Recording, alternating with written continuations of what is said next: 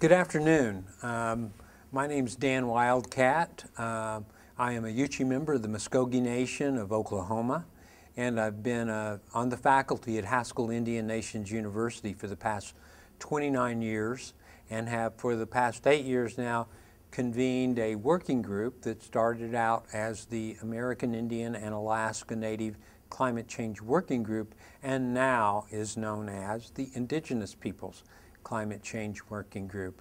I want to thank Chip Cummins and all of the organizers of our day to giving me this opportunity to be a part of this panel on climate change, jobs, and the whole issue of climate literacy, really, as we think of meeting the challenges, really the crises that we are facing on this planet.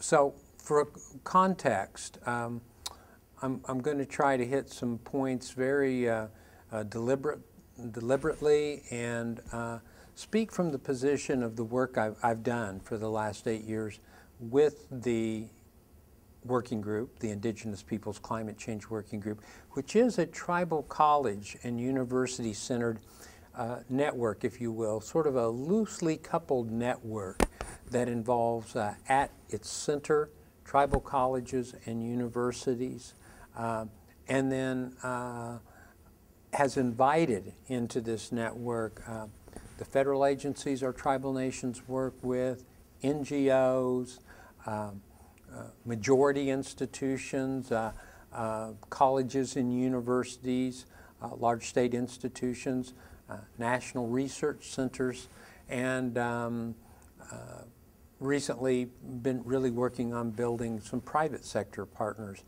in this working group. There are no membership requirements.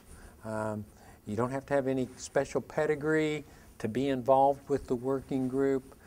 You just have to be committed to the idea or the recognition that we believe that indigenous peoples hold within their knowledges, their intellectual traditions, their cultures, their worldviews, practical knowledge that we should be applying today if we are going to successfully create the opportunities that we desperately need now to engage young people across the planet if we are going to address this climate crisis we face. So let's begin sort of at the climate literacy level. What do we need to do to, first of all, get people to understand the nature of what we're dealing with? I think at a fundamental level, we need to get smarter about how we present information, share information, and that even the message we send, we have to be fairly circumspect in terms of the audiences that we are dealing with. I think you take information and the delivery that you make of that and how you deliver that varies from audience to audience. I think one of the great challenges we have faced, and here's I think where Native people have something to offer of practical significance. Scientists aren't necessarily the best people to tell stories. What people want to hear are stories about what's happening to their families, to the communities, to the landscapes and seascapes where they live, and stories that make it clear that the climate change we are talking about is not some ideological fabrication, but is something that for those communities and the individuals in those communities, in those nations that are paying attention, really have an obligation to talk about what they are observing, what they are seeing on the ground, on the water, in the air, in the life systems that surround them. So climate literacy to me is really about storytelling. How do we craft compelling stories that make people start to connect the dots and understand that we're not in a debate about the debate, not in a debate about the data of the hockey stick graph, but what we're really discussing is the situations that our families and communities and future generations are going to be facing based on the dramatic events that are occurring right now where we live. Storytelling is going to be the major challenge that we have.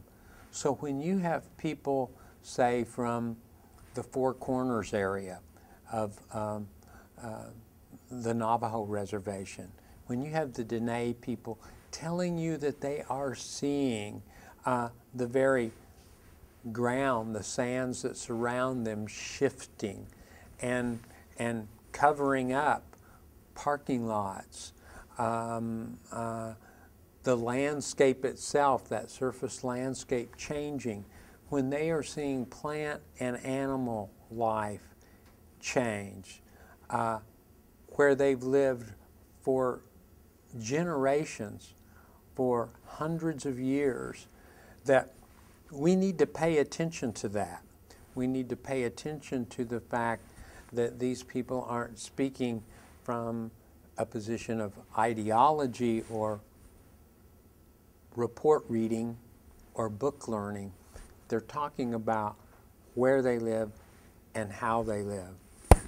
The storytelling to me has to be that story about how our human lives are deeply connected to the natural world, the land, the air, the water, the biological life that surrounds us.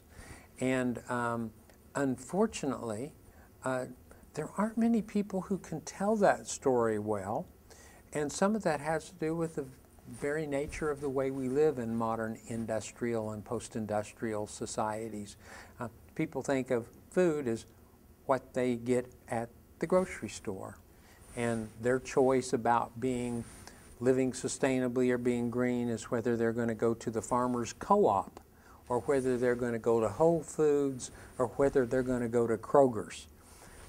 Native people are thinking about this in the context of the lived experience. So on the Northwest coast, fishing figures prominently. They're not speaking from the standpoint of what they're seeing in the markets, the grocery stores.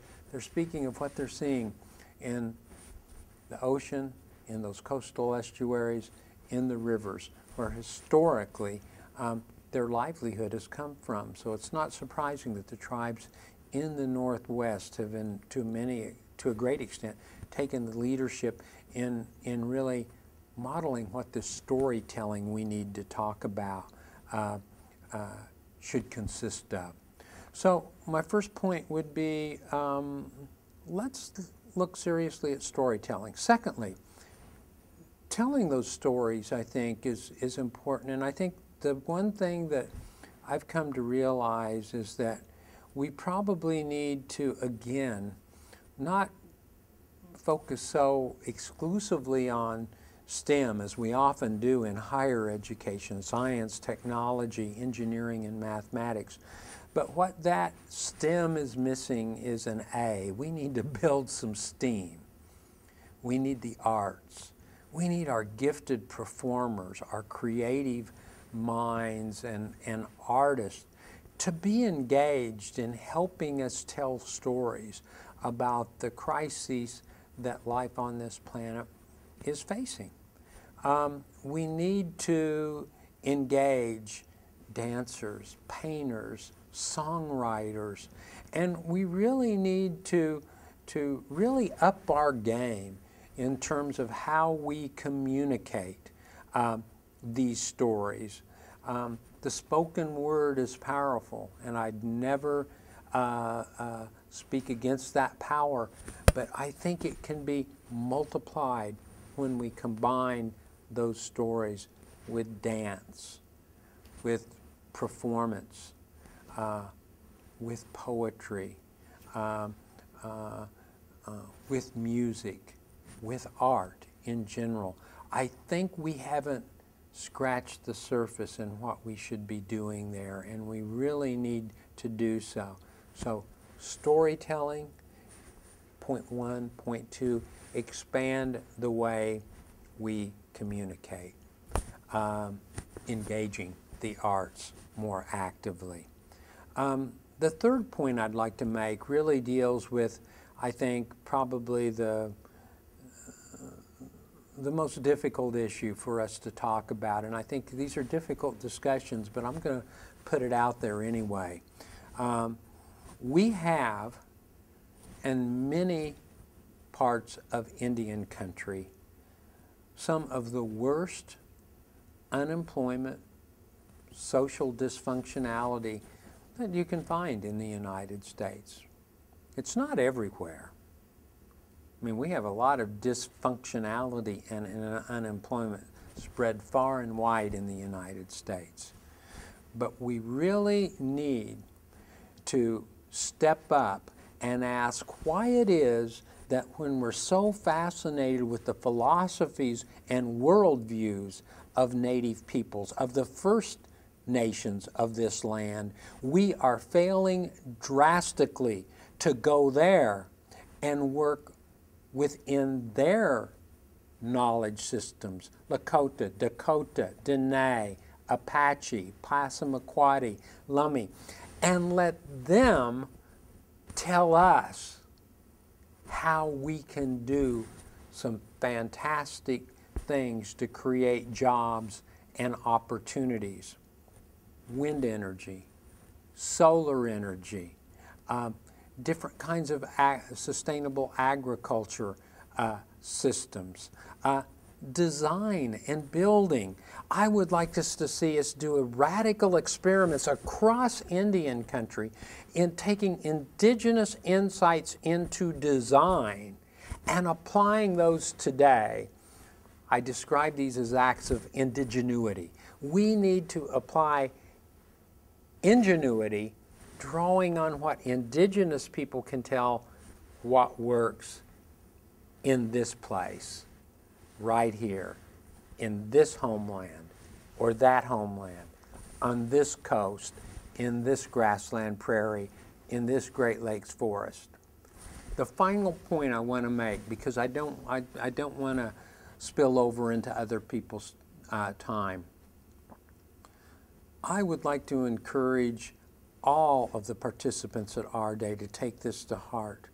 We have 37 tribal colleges in the universities in the United States, which most Americans don't even know exist, which often our own tribal leadership neglect and don't fully empower.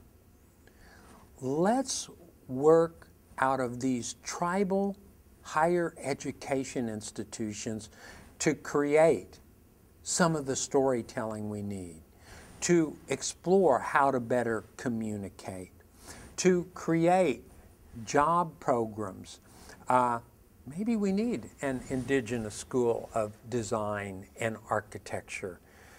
Maybe we need an indigenous school of engineering. I know one thing, we certainly need to honor indigenous traditions by not just focusing on what sometimes is received as esoteric knowledge, but making sure we address the practical everyday lives of young Native men and women in Alaska, in the Hawaiian Islands, in the Pacific, and in the contiguous 48 states. We have a great opportunity, we have a great challenge, and I don't think we can meet it unless we create job opportunities based on climate literacy that tells effective and meaningful stories to the public. Thank you very much.